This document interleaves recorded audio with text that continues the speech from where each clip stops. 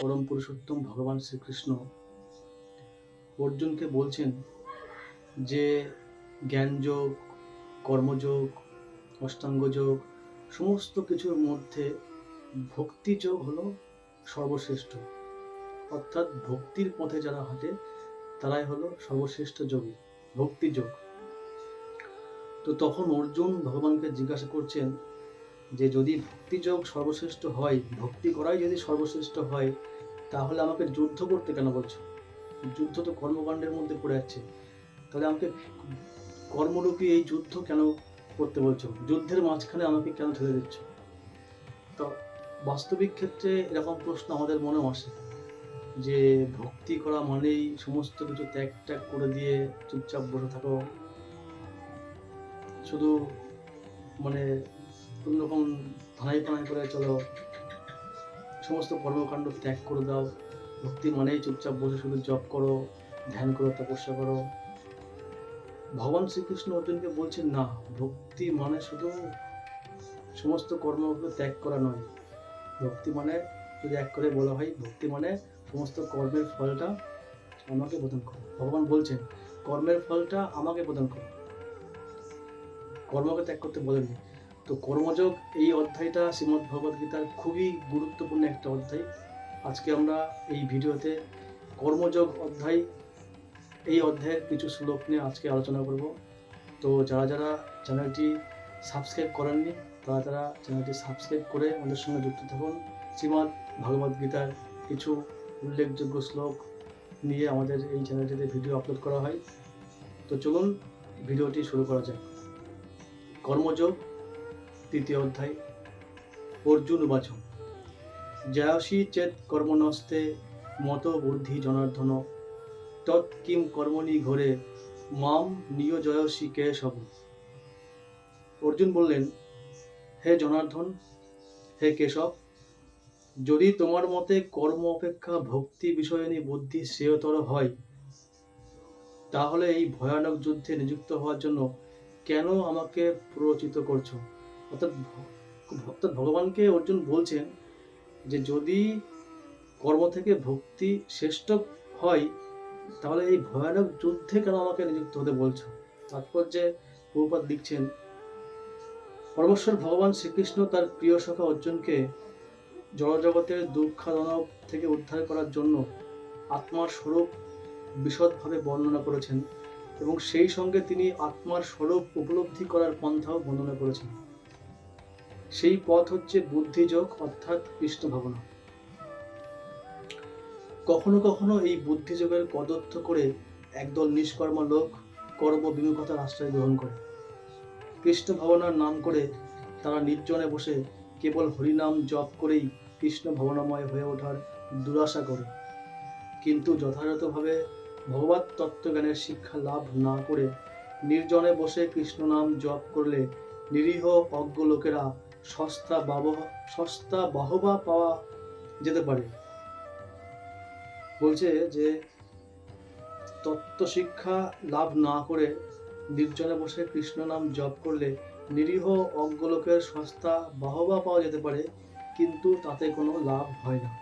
অর্জুন প্রথমে বুদ্ধিযোগ বা ভক্তিযোগকে কর্মজীবন থেকে অবসর নেবার নামান্তর বলে বিবেচনা করেছিলেন এবং মনে করেছিলেন নির্জর অরণ্যে কৃচ্ছ সাধনা এবং তপশ্চর্যার জীবনযাপন করবেন। অর্জুন মনে করেছিলেন যে এই সমস্ত যুদ্ধ করে যে আমি সিংহাসন লাভ করব, যে সম্পত্তি লাভ করব, সেটি হবে রক্তমাখা। আমার নিজেরই আত্মীয়, তাদের হত্যা করে কি লাভ করতে চাইছি? তাই এই সমস্ত কর্ম, এই সমস্ত যুদ্ধ ক্ষেত্র থেকে ত্যাগ করে সন্ন্যাস নিয়ে আমি ভক্তি যোগ অবলম্বন করব। অর্জুনের মনস্তাব এরকম হচ্ছিল মহাভারতে কুরুক্ষেত্রের রণাঙ্গনে। পক্ষান্তরে তিনি কৃষ্ণ ভাবনার অজুহাত দেখিয়ে সুকৌশলে কুরুক্ষেত্রের যুদ্ধ থেকে নিরস্ত হতে চেয়েছিলেন, কিন্তু নিষ্ঠাবান শিষ্যের মতো যখন তিনি তার গুরুদেব ভগবান শ্রীকৃষ্ণকে তার কর্তব্য সম্বন্ধে জিজ্ঞাসা করলেন, মনে হচ্ছিল কিন্তু সেটা কিন্তু সে করেনি।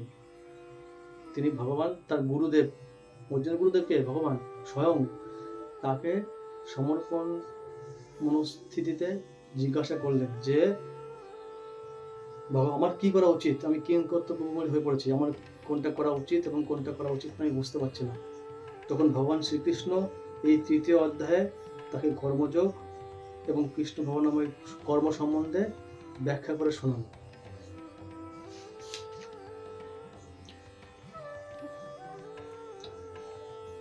দ্বিতীয় শ্লোক। ব্যামিশ্চেন বাক্যেন বুদ্ধিং মোহেয় শিব মে তদেকং বদ নিশ্চিত্ত জ্ঞান স্বয় উপাপ্যয়ম। অনুবাদ বলছে, তুমি যেন দ্ব্যর্থবোধক বাক্যের দ্বারা আমার বুদ্ধি বিভ্রান্ত করছো, তাই দয়া করে আমাকে নিশ্চিত করে বলো কোনটি আমার পক্ষে সব থেকে শ্রেয়কর। আমরা তো আমাদের নিজের ভালো নিজেই বুঝি, ভগবান আমাকে এটা করে দাও, গুরুদেব আমাকে এটা সমস্যা এটা করে দাও। কিন্তু অর্জুন কিন্তু একজন নিষ্ঠাবান ভক্তের মতো ভগবান শ্রীকৃষ্ণের কাছে সমর্পণ হলেন এবং জিজ্ঞাসা করলেন যে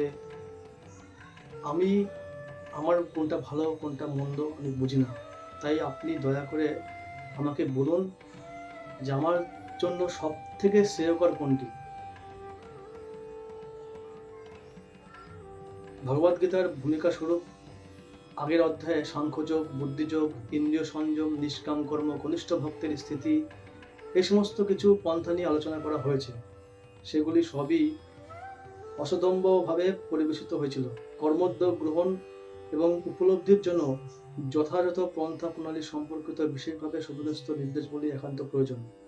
সুতরাং ভগবানের ইচ্ছার ফলে অর্জুন সাধারণ মানুষের মতো কিংকর্তব্যবিমূঢ় হয়ে তাকে নানান রকম প্রশ্ন করেছেন, যাতে সাধারণ মোহাচ্ছন্ন মানুষেরাও ভগবানের উপদেশাত্মক বাণীর যথাযথ অর্থ উপলব্ধি করতে পারে। ভগবত তত্ত্বের যথার্থ অর্থ না বুঝতে পেরে অর্জুন বিভ্রান্ত হয়ে পড়েছিলেন। কুতার্কিকদের মতো কথাই জাল বিস্তার করে ভগবান অর্জুনকে বিভ্রান্ত করতে চাননি। নিষ্ক্রিয়তা অথবা সক্রিয় সেবা কোনোভাবেই অর্জুন কৃষ্ণ ভবনামৃতের পন্থা অনুসরণ করতে পারছিলেন না। পক্ষান্তরে কৃষ্ণ ভবনাময় পথ সুগম করে তোলার উদ্দেশ্যে ভগবানের অনুপ্রেরণায় অর্জুন নানান রকম প্রশ্নের অবতারণা করেছেন, যাতে ভগবদ গীতার রহস্য উপলব্ধি করার জন্য যারা গভীরভাবে আগ্রহী তাদের সুবিধা হয়। অর্থাৎ অর্জুনের যে এত ঘুরিয়ে পেঁচিয়ে যে প্রশ্নগুলো, তার সঠিক উত্তর এক কথায় ভগবান দেননি। ভগবান কিন্তু তার প্রশ্নগুলি সমস্ত কিছু মন দিয়ে শুনছিলেন। কেন? ভগবান জানতেন যে ভবিষ্যতে অর্জুনের প্রতিনিধিত্ব করছে এই প্রশ্নগুলির মাধ্যমে। এই সমস্ত প্রশ্ন সাধারণ মানুষের মধ্যে আসতে পারে, তাই এই প্রশ্নগুলো হওয়াটাও খুব গুরুত্বপূর্ণ ছিল। এই সমস্ত প্রশ্ন শ্রবণ করার পর ভ্রমণ মঙ্গল পরম পুরুষোত্তম অনাদির আদি গোবিন্দ ভগবান শ্রীকৃষ্ণ উত্তর দিলেন। শ্রী ভগবান উবাচ। ৩ নম্বর শ্লোক। লোকস্মিন দ্বিবিধা নিষ্ঠা পুরা পোক্তা ময়া নঘ জ্ঞান যোগেন সংঘান্নান কর্ম যোগেন যোগিনাম। অর্থাৎ অনুবাদে বলছেন যে পরমেশ্বর ভগবান বললেন, হে নিষ্পাপ অর্জুন, আমি ইতিপূর্বে ব্যাখ্যা করেছি যে 2 প্রকার মানুষ আত্ম উপলব্ধি করতে চেষ্টা করে। কিছু লোক অভিজ্ঞতালব্ধ দার্শনিক জ্ঞানের আলোচনায় নিজেকে জানতে চান, আর অন্যেরা আবার তা ভক্তির মাধ্যমে জানতে চান। 2 রকম লোক আছে। কিছু লোক বৈজ্ঞানিক ব্যাখ্যা চায়, দার্শনিক ব্যাখ্যা চায়, তার্কিক ব্যাখ্যা চায়। এই তার্কিক, দার্শনিক, বৈজ্ঞানিক এই সমস্ত মতামতের মাধ্যমে নিজেকে জানার চেষ্টা করে, ভগবানকে জানার চেষ্টা করে, এই সৃষ্টিকে জানার চেষ্টা করে। কিন্তু খুব কম সংখ্যক লোক আছে যারা ভক্তির মাধ্যমে ভগবানকে এবং তার সৃষ্টি সমস্ত কিছুকে জানার চেষ্টা করে। তাৎপর্যে প্রভুপাদ লিখছেন, 2য় অধ্যায়ের 39 নম্বর শ্লোকে ভগবান সাংখ্যযোগ এবং কর্মযোগ এই 2টি পন্থার ব্যাখ্যা করেছেন। এই শ্লোকে ভগবান তারই বিশদ ব্যাখ্যা করছেন। সাংখ্যযোগ চেতন এবং জড়ের প্রকৃতির বিশ্লেষণাত্মকমূলক বিষয়বস্তু। যে সমস্ত মানুষ পরীক্ষা নিরীক্ষা করে দার্শনিক তত্ত্বের মাধ্যমে জ্ঞান আহরণ করতে চান, তাদের বিষয়বস্তু হচ্ছে এই সাংখ্যযোগ। অন্য পন্থাটি হচ্ছে কৃষ্ণ ভবনা এবং বুদ্ধিযোগ, যা 2য় অধ্যায়ের 61 নম্বর শ্লোকে ব্যাখ্যা করা হয়েছে। ভগবান 39 নম্বর শ্লোকেও ব্যাখ্যা করেছেন যে এই বুদ্ধিযোগ বা কৃষ্ণ ভবনা অনুশীলন করলে অতি সহজেই সমস্ত কর্মের বন্ধন থেকে মুক্ত হওয়া যায় এবং অধিকস্ত এই পন্থাই কোনো দোষ ত্রুটি নেই। ভগবান শ্রীকৃষ্ণের উপর সম্পূর্ণভাবে নির্ভর করাই হচ্ছে বুদ্ধিযোগ এবং তার ফলে দুর্দমনীয় ইন্দ্রিয়গুলি অতি সহজেই সংযত হয়। এটা খাওয়া যাবে না, ওটা করা যাবে না, এই করা যাবে না, এগুলি বৈজ্ঞানিক ব্যাখ্যা দিয়ে আপনি নিজেকে কন্ট্রোল করতে পারবেন না। নিজের পাঁচটা যে সেন্সেস রয়েছে, ইন্দ্রিয় রয়েছে, এগুলিকে ওরকমভাবে কন্ট্রোল করা যায় না। ভক্তিযোগের মাধ্যমেই সমস্ত ইন্দ্রিয়গুলিকে নিয়ন্ত্রণে রাখা যায় খুব সহজেই। বলছে দুর্দমনীয় ইন্দ্রিয়গুলি অতি সহজেই সংযত হয়। তাই এই দুটি যোগই ধর্ম ও দর্শন রূপে একে অপরের উপর নির্ভরশীল। দর্শনবিহীন ধর্ম হচ্ছে ভাবপ্রবণতা বা অন্ধ গোড়ামি, আর ধর্মবিহীন দর্শন হচ্ছে মানসিক জল্পনা কল্পনা। অন্তিম লক্ষ্য হচ্ছে ভগবান শ্রীকৃষ্ণ, কারণ যে সমস্ত দার্শনিকেরা বা জ্ঞানীরা গভীর নিষ্ঠার সঙ্গে পরম সত্যকে জানবার সাধনা করেছেন, তারাও অবশেষে কৃষ্ণ ভাবনায় এসে উপনীত হন। সবকিছুর শেষে, সবকিছুর উচ্চে, সমস্ত জ্ঞানের শেষ জ্ঞান ভগবানকে পরম পুরুষোত্তম ওনাদের আদি হিসেবে জানা। এটি হচ্ছে সবকিছুর সার। কারণ যে সমস্ত দার্শনিকেরা বা জ্ঞানীরা গভীর নিষ্ঠার সঙ্গে পরম সত্যকে জানবার সাধনা করেছেন, তারাও অবশেষে কৃষ্ণ ভাবনায় এসে উপনীত হয়। ভগবদ গীতায়ও এই কথা বলা হয়েছে। সমগ্র পন্থাটি হচ্ছে পরমাত্মার সঙ্গে সম্পর্কের পরিপ্রেক্ষিতে আত্মার স্থিতি হৃদয়ঙ্গম করা। পরোক্ষ পন্থাটি হচ্ছে দার্শনিক জল্পনা কল্পনা, যার দ্বারা ক্রমান্বয়ে সে কৃষ্ণ ভাবনামৃতের স্তরে উপনীত হতে পারে। আর অন্য পন্থাটি হচ্ছে ভগবান শ্রীকৃষ্ণকে পরম সত্য পরমেশ্বর বলে উপলব্ধি করে তার সঙ্গে আমাদের সনাতন সম্পর্কের প্রতিষ্ঠা করা। এই দুটির মধ্যে কৃষ্ণ ভাবনার পন্থাই শ্রেয়, কেননা এই পন্থা দার্শনিক জল্পনা কল্পনার মাধ্যমে ইন্দ্রিয়গুলির শুদ্ধিকরণের উপর নির্ভরশীল নয়।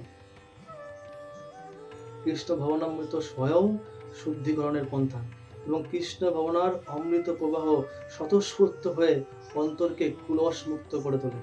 ভক্তি নিবেদনের প্রত্যক্ষ পন্থারূপে এই পথ সহজ এবং সর্বাধিক উচ্চ স্তরের।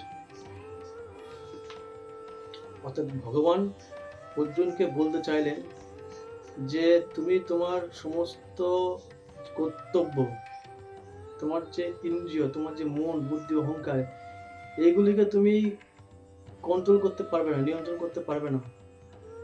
প্রথমে তোমার ভক্তি থাকতে হবে, ভক্তিযোগ। সমস্ত যোগের মধ্যে শ্রেষ্ঠ ভক্তিযোগ। এই ভক্তিযোগের মাধ্যমেই তুমি তোমার সমস্ত ইন্দ্রিয়গুলিকে কন্ট্রোল করতে পারবে। আজকের ভিডিওতে এই পর্যন্ত। পরবর্তী শ্লোকগুলি আমরা পরবর্তী ভিডিওতে আলোচনা করব। ততক্ষণ পর্যন্ত ভালো থাকবেন, সুস্থ থাকবেন এবং ভক্তিপথে এগিয়ে চলেন, এবং আমাদের চ্যানেলটি সাবস্ক্রাইব করে রাখুন এই ধরনের ভিডিও আগামীতে পেতে। নমস্কার, হরে কৃষ্ণ।